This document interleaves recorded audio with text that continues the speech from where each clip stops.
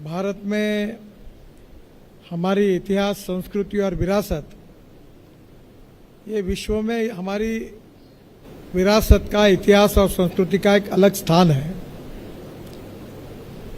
पूरे विश्व को विश्वगुरु करके मार्गदर्शन करने की ताकत निश्चित रूप से हमारे इतिहास, संस्कृति और विरासत में है। विशेष रूप से रामायण और महाभारत के काल से भी अनेक जगह पर इस बात को पुष्टि मिली है कि हमारी सनातन धर्म और वैदिक परंपरा है, उसका एक विशेष रूप से प्रभाव भी रहा है और समाज पर परिणाम भी रहा है।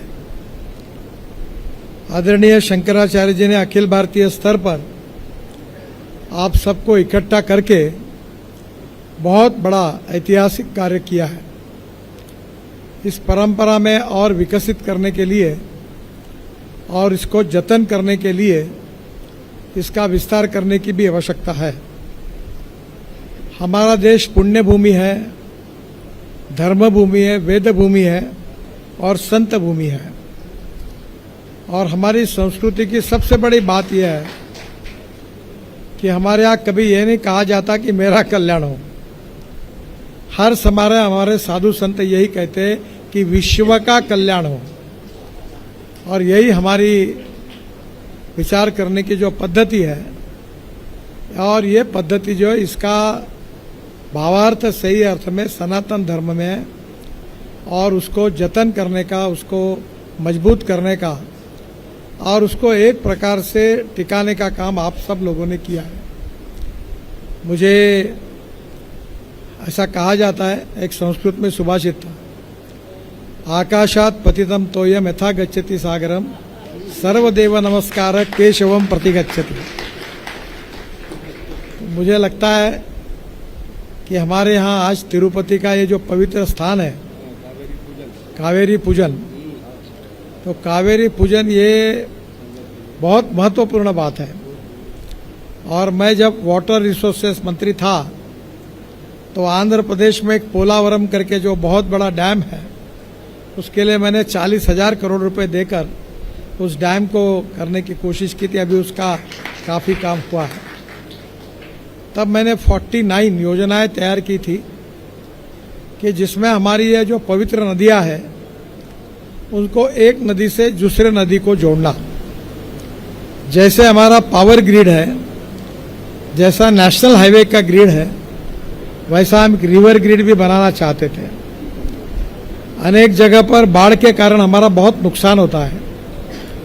गोदावरी का आंध्र प्रदेश के बाद में 1300 टीएमसी पानी समुद्र में चला जाता है। तो मैंने एक योजना बनाई थी कि गोदावरी का पानी जो है वो कृष्णा का पेन्नार में और उसका फिर कावेरी में लेकर तमिलनाडु के एंड तक उसको पहुंचाने का योजना बनाई थी। कुछ प्रोजेक्ट अभी 49 जो रिवर कनेक्टिविटी के प्रोजेक्ट है, कुछ प्रोजेक्ट अभी शुरू हुए हैं। स्वामी जी के आशीर्वाद से आगे भी होंगे और पानी की समस्या देश में नहीं रहेगी। पर रोड मंत्री के नाते मुझे स्वामी जी के आशीर्वाद से एक अच्छा कार्य करने का मौका मिला है। हमारे राष्ट्रीय स्वयंसेवक संघ के सरसंघ चालक थे श्रद्धेय गोड़वलकर गुरुजी। वो हर समय अपने भाषण में कहते थे, आ सेतु हिमाचल, कश्मीर से कन्याकुमारी तक, अनेकता में एकता, यही हमारी विशेषता। हमारी भाषा अलग है, हमारी पद्धति अलग है, पर उसमें विशेषता ये है कि अनेकता में हमारी विशेषता है कि हम भारतीय हैं, हमारी संस्कृति एक है, हमारा सनातन धर्म एक है। और इसलिए मुझे ये भाग्य मिला कि आप सब लोग हिमाचल प्रदेश में मनाली तक पहुंचे होंगे। तो मनाली से रोहतांग पास जाने के लिए 3.5 घंटे लगते थे। अब वहाँ अटल टनल बनी है, वो केवल 8 मिनट में आप बाहर निकलते हैं। और अटल टनल से बाहर निकलकर हम लद्दाख और लेह की तरफ जाते हैं तो कारगिल के नीचे एशिया की सबसे बड़ी टनल जोजिला, वो 75% काम पूरा हुआ है।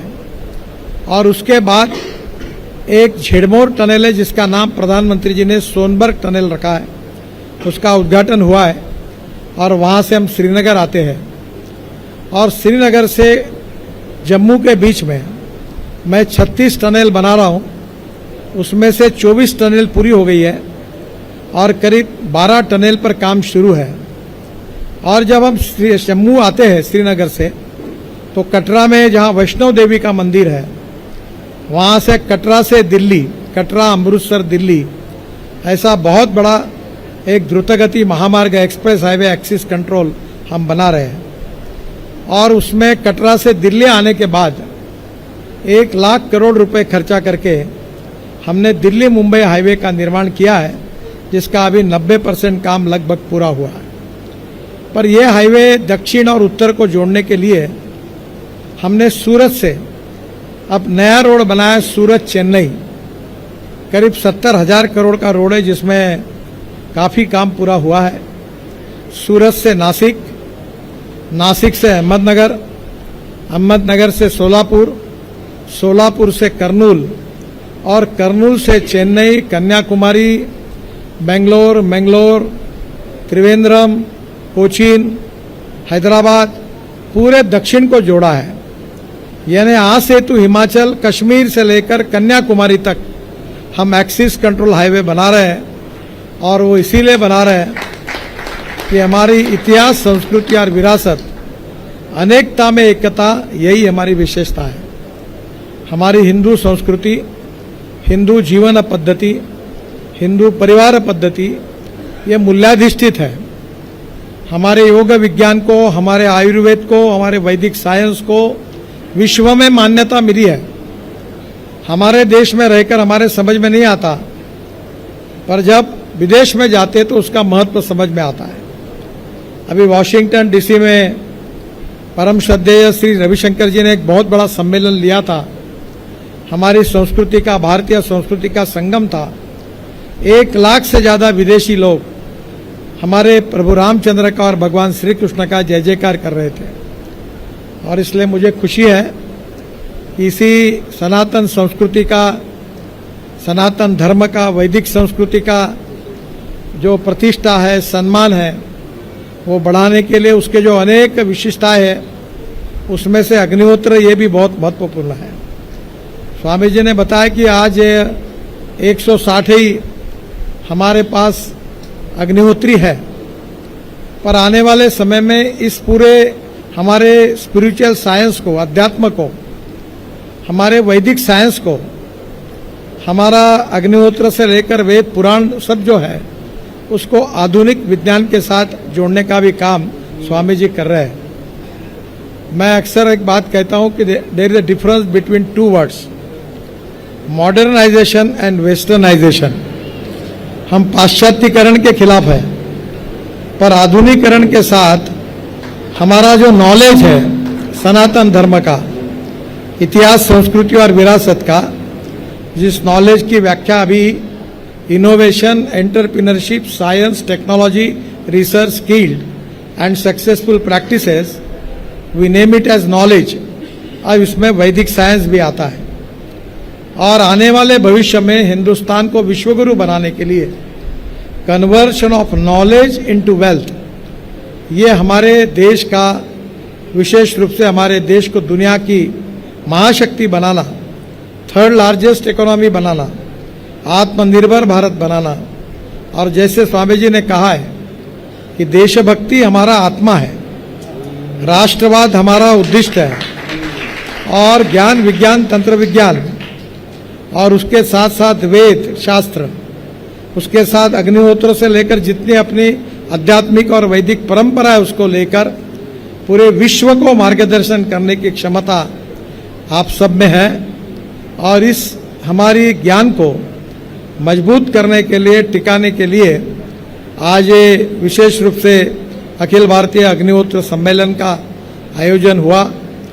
8 दिन आप सब यहाँ इस विशेष हमारे विज्ञान का, मैं इसको आध्यात्मिक विज्ञान कहूँगा, आप अध्ययन कर रहे, चिंतन कर रहे, देश के लिए, समाज के लिए और विश्व के कल्याण के लिए।